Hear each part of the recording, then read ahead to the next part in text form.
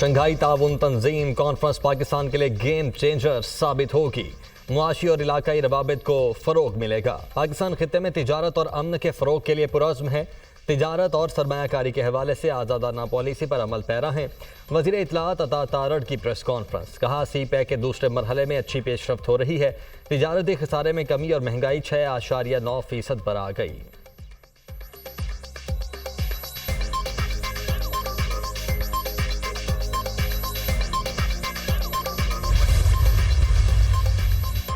Pakistan Shanghai ताउन तंजीम के सरबराही इजलास की मेज़बानी के लिए तैयार। इस्लामाबाद को सजा दिया गया। SCO इजलास में चीन, रूस, बेलारूस और वज़ीर आज़म शिरकत करेंगे।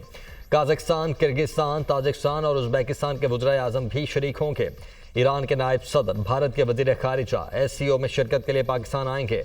मंगोलिया के वज़ीर आज़म और चेयरमैन काबीना तुर्कमानिस्तान के वज़ीर खारिजा भी शिरकत करेंगे।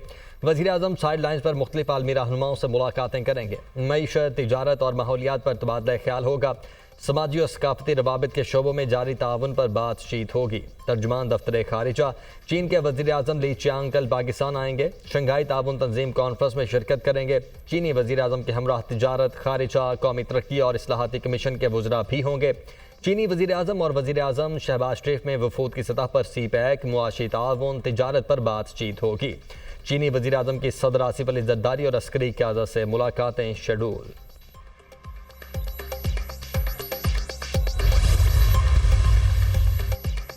मुजव्वज़ा आईनी तरमीम का मामला। मुस्लिम लीग नून के वफ्द की MQM के मरकजी इलेक्शन ऑफिस पाकिस्तान हाउस आमद। नून लीग के वफ्द में एहसन इकबाल, राना सनाउल्लाह और आज़म नसीर तारड़ शामिल। आईनी तरमीम और अदालती इस्लाह से मुतल्लिक उमूर पर तबादला ख्याल।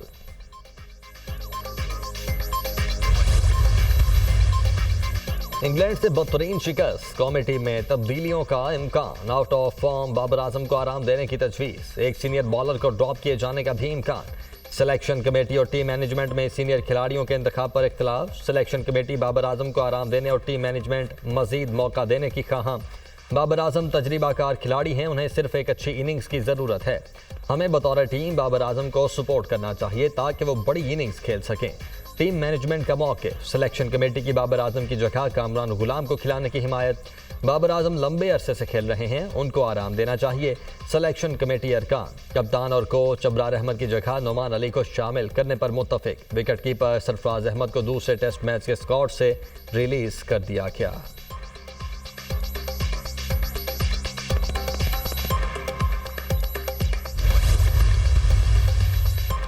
चेयरमैन PCB मोहसिन नकवी की ज़ेर सदारत सिलेक्शन कमेटी और मेंटोर्स का खुसूसी मुश्तरका इजलास। टीम की हालिया कारकर्दगी और फिटनेस का जायजा। सिलेक्शन कमेटी ने टीम में मुतवक्के तब्दीलियों से चेयरमैन PCB को आगाह किया। नए खिलाड़ियों की कारकर्दगी जांचने का अमल रवा। सीरीज के इख्तिताम तक मुकम्मल करने पर इत्तेफाक। चेयरमैन PCB मोहसिन नकवी की पिचेस का मयार बेहतर बनाने की हिदायत। पाकिस्तान और इंग्लैंड के दरमियान दूसरा टेस्ट 15 अक्टूबर से शुरू होगा।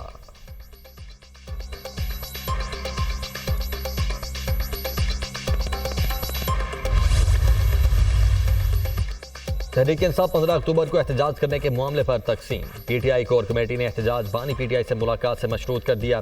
कल तक बानी PTI से मुलाकात की सूरत में एहतजाज मुलतवी कर दिया जाएगा। कोर कमेटी का फैसला, डॉक्टर, वकील या किसी भी पार्टी रहनुमा से बानी की मुलाकात करवाई जाए। मुलाकात न करवाने पर 15 अक्टूबर को भरपूर एहतजाज का फैसला। पार्टी क़यादत और सीनियर रहनुमाओं की शंघाई ताउन तंजीम के बायस एहतजाज मुलतवी करने की तजवीज़। शहबाज गिल, खालिद खुर्शीद समेत दीगर अराकीन के एहतजाज मुलतवी करने की मुखालिफत।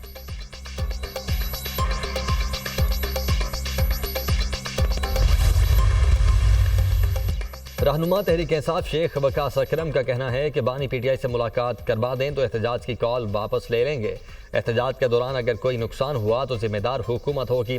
जिनके पास ताकत है, जिम्मेदार भी वही होते हैं।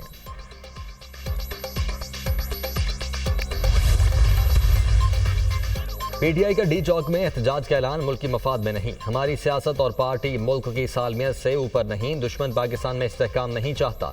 PTI ने जमहूरियत के नाम पर एहतजाजी मुहिम को पाकिस्तान के खिलाफ इस्तेमाल किया। पाकिस्तान को खोखला करने की साजिश हो रही है। रहनुमा MQM मुस्तफ़ा कमाल की प्रेस कॉन्फ्रेंस।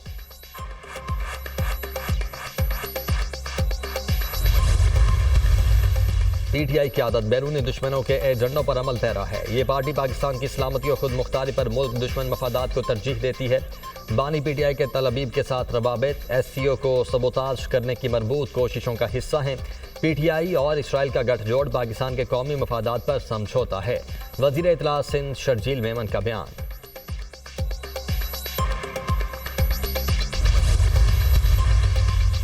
वज़ीर आला मरियम नवाज की ज़ेर सदारत Punjab housing and town planning agency की गवर्निंग बॉडी का इजलास। रबा माली साल के लिए 34 अरब 73 करोड़ के सरप्लस बजट की मंजूरी। मरियम नवाज ने फाटा से प्राइवेट पार्टनरशिप से हाउसिंग प्रोजेक्ट मुकम्मल करने का प्लान तलब कर लिया। अपनी छत अपना घर प्रोजेक्ट में घर बनाने के लिए 2,80,000 दरखास्तें मौसूल। मरियम नवाज की दरखास्त दहिंदगान के कवायद की तस्दीक का अमल बर वक्त और तेज़ी से जारी रखने की हिदायत।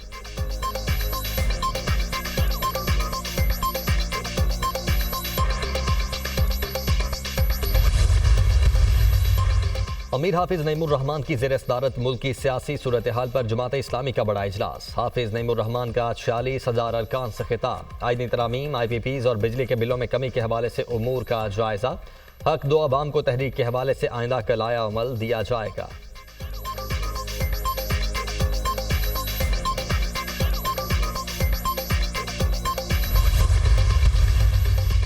पाक फौज की टीम की कैम्ब्रिन पेट्रोल मश्क 2024 में शिरकत। मश्कें वेल्स बरतानिया में 4 अक्टूबर से 13 अक्टूबर तक जारी रहीं। ISPR के मुताबिक मश्क में 42 ममालिक की 128 टीम्स शरीक हुई। पेशा वाराना महारत को मजीद निखारने और सलाहियतों को बेहतर बनाया गया। पाक फौज टीम ने इंतहाई पेशा वाराना महारत का मुजाहरा किया और गोल्ड मेडल जीता।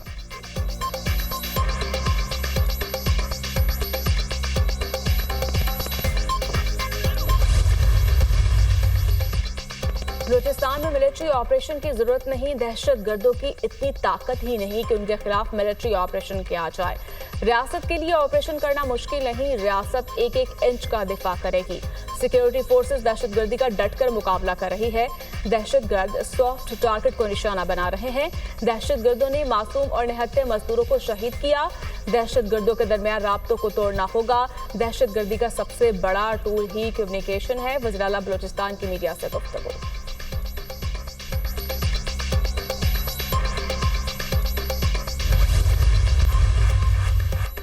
अमेरिका इसराइल की हिफाजत के लिए खुलकर सामने आ गया। ईरानी मिसाइलों से बचने के लिए अमेरिका इसराइल में एंटी बैलिस्टिक मिसाइल सिस्टम नस्ब करेगा। थर्ड एरिया डिफेंस सिस्टम 150 से 200 किलोमीटर की रेंज में आने वाले मिसाइलों को तबाह करने की सलाहियत रखता है। अमेरिकी फौजी जदीद मिसाइल डिफेंस सिस्टम को इसराइली सरजमीन पर ऑपरेट करेंगे।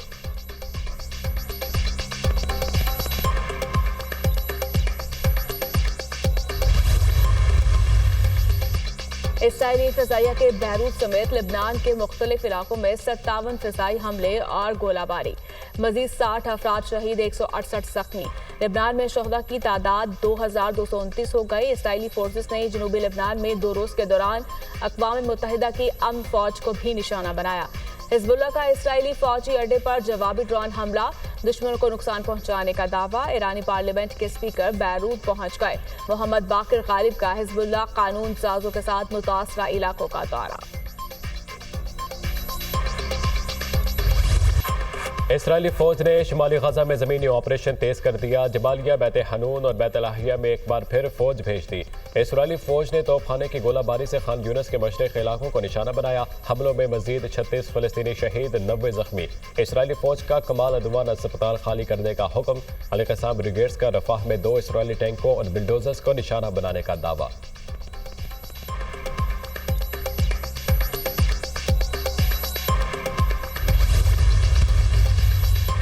ईरान ने दौरान परवाज पेचर्स और वॉकी टॉकी के इस्तेमाल पर पाबंदी लगा दी। मोबाइल फोन के अलावा कोई भी मवासलाती डिवाइस जहाजों में ले जाने की इजाजत नहीं होगी। तेहरान की जानिब से लिबनान में पेचर्स और वॉकी टॉकी हमलों के बाद पाबंदी लगाने का फैसला किया गया।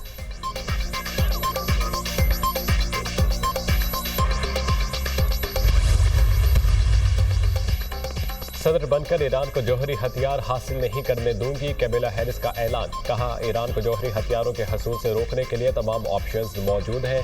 ईरान की हिमायत याफ्ता दहशतगर्दों से अमेरिका की अफवाज और मफादात के तहफ़्फ़ुज़ के लिए हर मुमकिन इक़दाम करूंगी।